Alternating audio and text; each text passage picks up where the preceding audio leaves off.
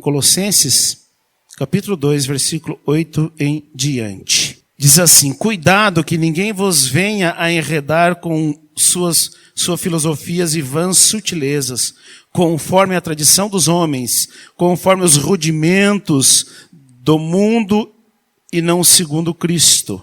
Portanto, nele habita corporalmente toda a plenitude da divindade. Também nele estáis aperfeiçoados. Ele é o cabeça de todo principado e potestade.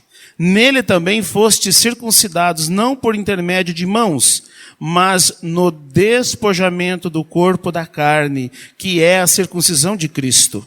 Tendo sido sepultados juntamente com ele no batismo, no qual igualmente fostes ressuscitados mediante a fé no poder de Deus, que ressuscitou dentre os mortos, e a vós outros que estáveis mortos pelas vossas transgressões e pela circuncisão da vossa carne, vos deu vida juntamente com ele, perdoando todos os nossos delitos, tendo cancelado o escrito de dívida que era contra nós e que constava de ordenanças, o qual nos era prejudicial, removeu-o inteiramente, encravando-o na cruz, e despojando os principados e potestade publicamente, os expôs ao desprezo, triunfando deles na cruz.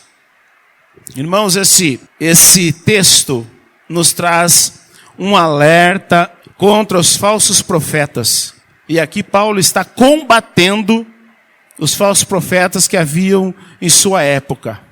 E os falsos profetas, eles tentavam macular a obra redentora de Jesus Cristo na cruz. Era esse o objetivo dos falsos profetas. Era de alguma forma macular aquela tão grande obra de Jesus Cristo na cruz, que era anunciado pelos apóstolos. Então, eles combatiam a obra redentora da cruz, combatendo os apóstolos. Porque se eles tornassem a vida dos apóstolos, ou o que os apóstolos faziam, se eles conseguissem destruir ou denegrir os apóstolos, eles maculavam a obra de Cristo na cruz. E essa tem sido a tática até hoje. E essa tática dos falsos profetas é a tática maligna. É o diabo que faz isso, gente. E o texto diz que a nossa luta não é contra a carne ou sangue. Então nós não devemos lutar contra pessoas. As pessoas nós devemos amá-las, ainda que elas nos afrontem. Porque nós seremos afrontados sim. Não pense vocês que a nossa vida com Cristo vai ser sombra boa e água fresca. Nunca foi, não será agora. Nunca foi. Aqui já faz 2000 anos e era assim. Mas nós não devemos combater as pessoas, e sim as suas heresias. Mas eles não, eles combatiam as pessoas que anunciavam o Cristo. Mas é assim hoje, irmãos. Vocês acham que as pessoas não falam mal de mim? Vocês acham que não falam? Falam sim. Porque atingindo a minha, eles atingem a mensagem que eu transmito. Atingindo o Paulo, atingiu a mensagem que Paulo transmitia. Então maculava a obra de Cristo na cruz. Porque quem levava a obra de Cristo imaculada era os apóstolos. E hoje quem que leva a obra de Cristo somos nós. Então Paulo estava combatendo esses falsos mestres. Existia lá e existe hoje. E nós não devemos nos alarmar quando as pessoas chegam e falam mal de nós. Eu teve uma época lá atrás, quando eu estava começando, gente, se eu soubesse que alguém tinha falado de mim, pois eu corria atrás e eu tentava provar a todo custo que eu não tinha feito, mas eu não tinha feito mesmo. Mas eu tentava provar que eu não tinha feito. Gente, engano meu. A verdade não precisa ser provada, gente. Ela condensa, ela se elucida com o tempo. O tempo dirá. E eu tentava fazer isso. Quando eu entendi que a verdade não precisa ser provada, ela se prova com o tempo por si só, eu parei de fazer isso. E hoje as pessoas, muitas vezes, falaram isso do pastor, que Deus abençoe. Que Deus abençoe. O tempo dirá. As minhas obras dirão. Por si só, não preciso tentar provar, não.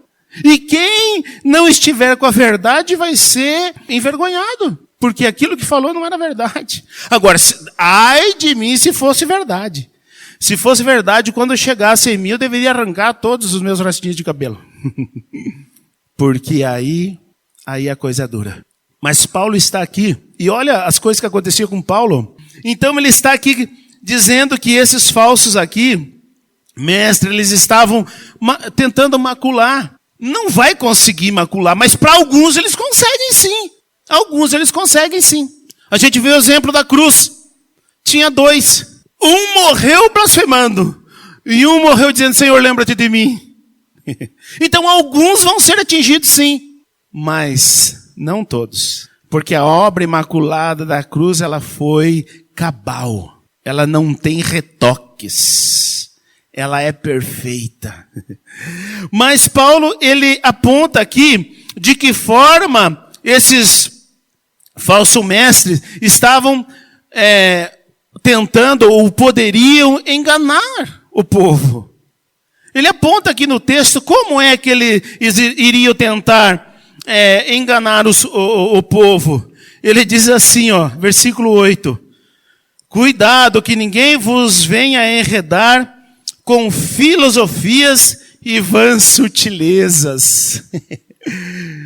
Filosofias e vãs sutilezas, conforme a tradição dos homens, conforme o rudimento do mundo, e não de Cristo. Você viu o que o Vitor pregou aqui? No início ele achou um absurdo ter que deixar amigos, não foi? Na mensagem dele, eu nunca tinha que deixar amigos hoje. Ele vê que foi muito melhor. Mas a tradição do mundo, onde se viu? Onde se viu deixar amigos? Onde se viu? Para que um negócio desse? Agora mudou de religião, vai abandonar os amigos, vai não sei o quê. Gente, isso é rudimento do mundo, é a tradição do mundo, é pensamento do mundo.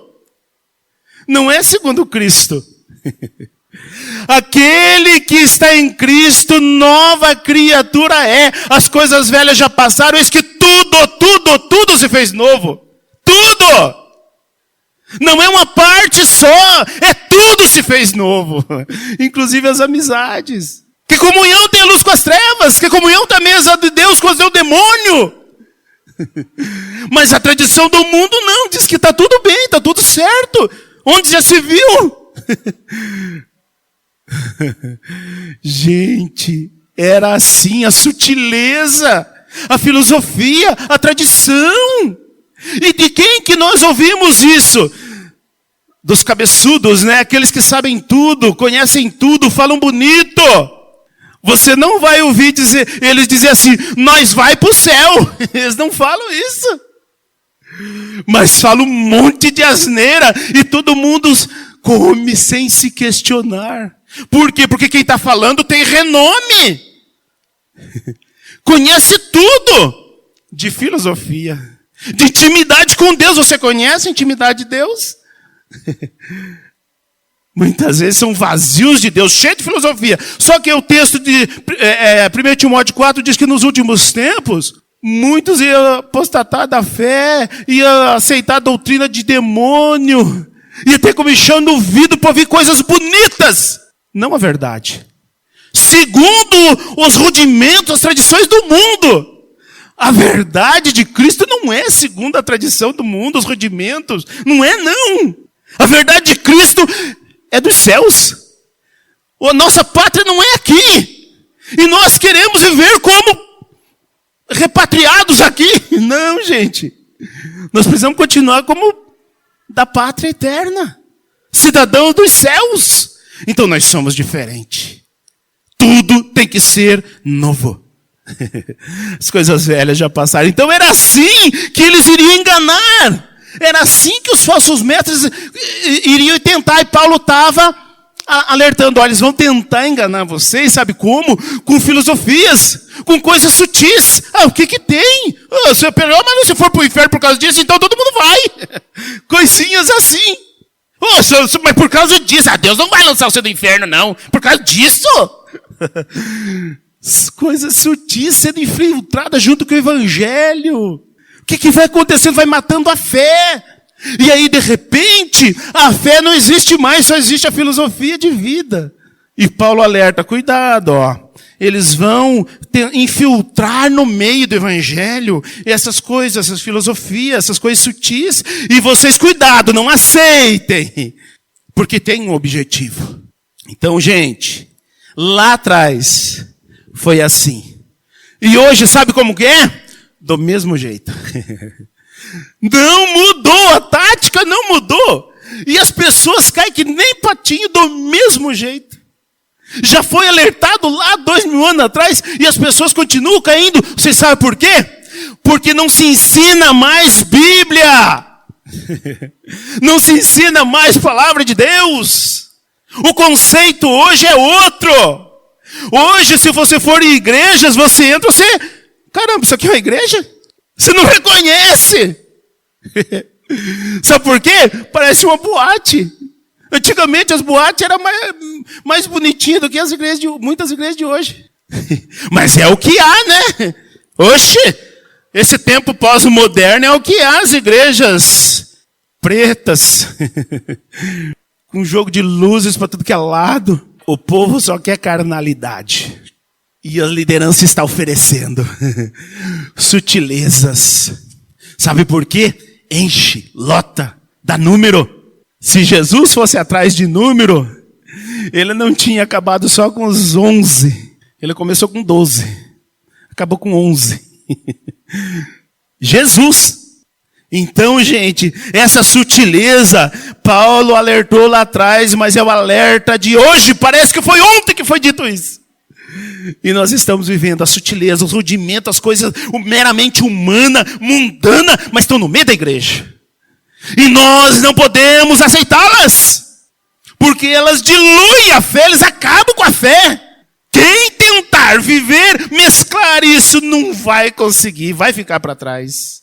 Então, ele aponta como os falsos mestres queriam enganá-los, mas também ele aponta aqui que os falsos mestres, ele aponta o que eles queriam destruir. Ele aponta aqui como ou o que esses falsos mestres, eles queriam destruir. Versículo 9 diz assim, porquanto nele habita corporalmente toda a plenitude da divindade. Também nele estáis aperfeiçoados. Ele é o cabeça de todo o principado e potestade. Nele também foste circuncidado, não por intermédio de mãos, mas no despojamento do corpo da carne, que é a circuncisão de Cristo, tendo sido sepultado juntamente com ele no batismo, o qual igualmente fosse ressuscitado mediante a fé no poder de Deus, que o ressuscitou dos mortos. O que eles queriam destruir com as heresias deles? O cabeça. Eles tinham que destruir o cabeça. Por quê? Porque eles destruindo o cabeça, eles tomariam o lugar. A gente vê isso no Mateus 23. O Mateus 23 diz, lá ai de vós, escribas e fariseus hipócritas, que fechais a porta, nem entram e nem deixam entrar. Por quê? Porque eles tomaram o lugar. Tanto é que Cristo não teve lugar para sentar na cadeira de Moisés, porque estavam escribas e fariseus. Então, a mensagem, o objetivo dos falsos mestres é destruir o cabeça, porque daí eles se tornam o cabeça. Isso foi dito lá atrás, Paulo alertando os nossos irmãos colossenses. Lá atrás. Mas hoje nós não vemos o cabeça destituído de lugares. No lugar dele tem homens poderosos, cheios de falácia, que falam, que têm poder, destruíram o cabeça, ou destituíram o cabeça. Gente, se Cristo não for o cabeça aqui, estamos mortos, estamos perdidos. Se Cristo não for o cabeça aqui, não tem porquê nós estarmos aqui. Eu não sou o bambambam do pedaço, não, nem você. Eu sou igualzinho a cada um de vocês. Nós, líderes, somos iguaizinhos a cada um de vocês. Mas é glamouroso quando os tapetes vermelhos se estendem, né? É glamouroso. No reino não há isso, gente. No reino só há tapete vermelho para ele. Só. Nós somos todos iguais. Nós não podemos destituir o cabeça. Ele é o Senhor deste lugar. Ele é o Senhor da minha e da tua vida. Só Ele. Nós somos todos servos. E acabou. O dia que alguém quiser ser mais do que o outro, cuidado. Você está no caminho dos hereges. Você está no caminho da queda. Nós não podemos deixar com que o intuito que os falsos mestres têm, estão aí, anunciado aos quatro ventos. Liga a televisão para você ver. Liga para você ver. Os falsos mestres lá estão assim, ó. É assim de gente. Por quê? Porque são eles. Olha, em Santo Antônio de Poços vai vir o fulano. Gente, lota. Tem que trancar a rua. A polícia tem que ajudar. Porque vai vir o cara. Que o cara da onde, gente? Quem disse que eles são os caras? Quem disse no meu evangelho? Aquele que quer ser o maior, que sirva. Essa é a filosofia do evangelho. Seja o que sirva. Se nós não estivermos dispostos a ser servos, nós que ensinamos, acabou, gente. Pode meter o cadeado ali, acabou.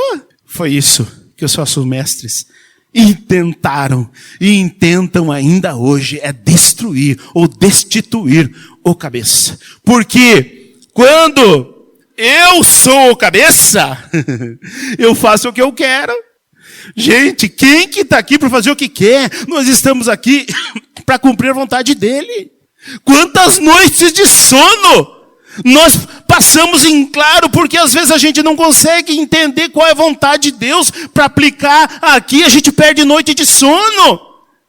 Gente, eu vim para cá, eu não sabia quem ia pregar, eu estava aflito, porque é uma responsabilidade tão grande que você não tem ideia. O tamanho da responsabilidade que está sobre mim. E muitos acham que é bonito, que, vai lá, pega o microfone, não sei o que. Gente, vocês não têm noção do tamanho da responsabilidade. Mas eu tenho que ser sincero, honesto e transparente. Gente, Deus não me falou quem que prega, é só uma meditação que Deus me deu. Eu não sabia que era o Vitor, mas eu tenho certeza agora que ele trouxe a mensagem de Deus.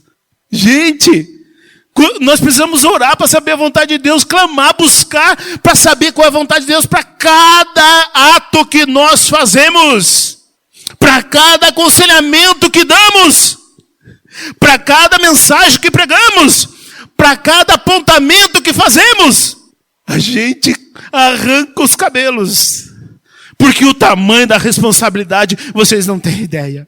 Mas eles estão destituindo, tentando destituir o cabeça para ser eles o cabeça.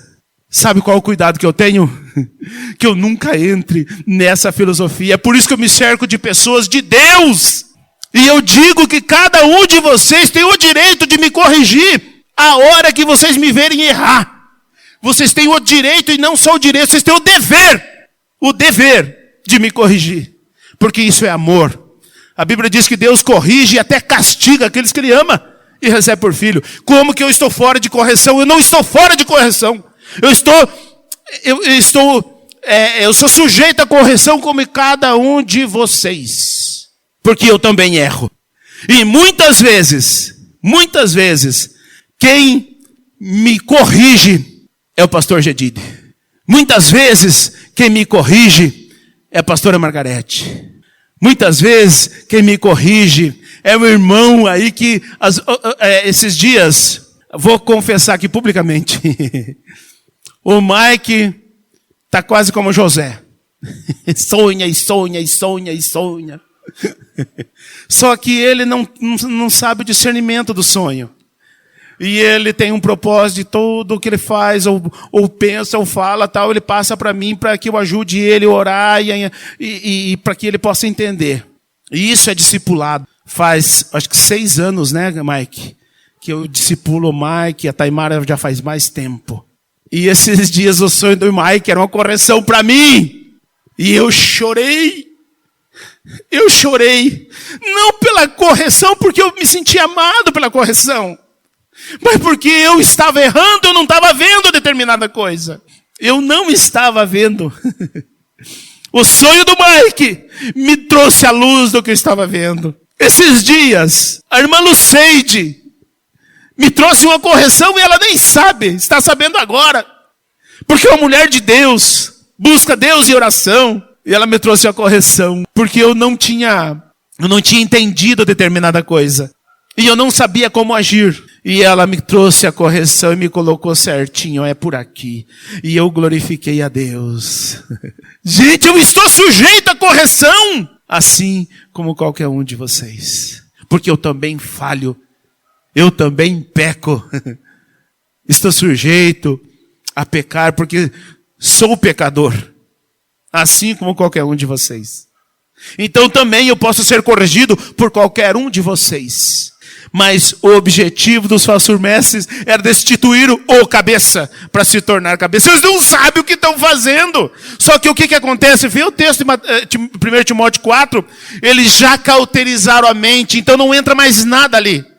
Porque a mente deles está cauterizada, então eles vão prosseguir tentando destituir o cabeça.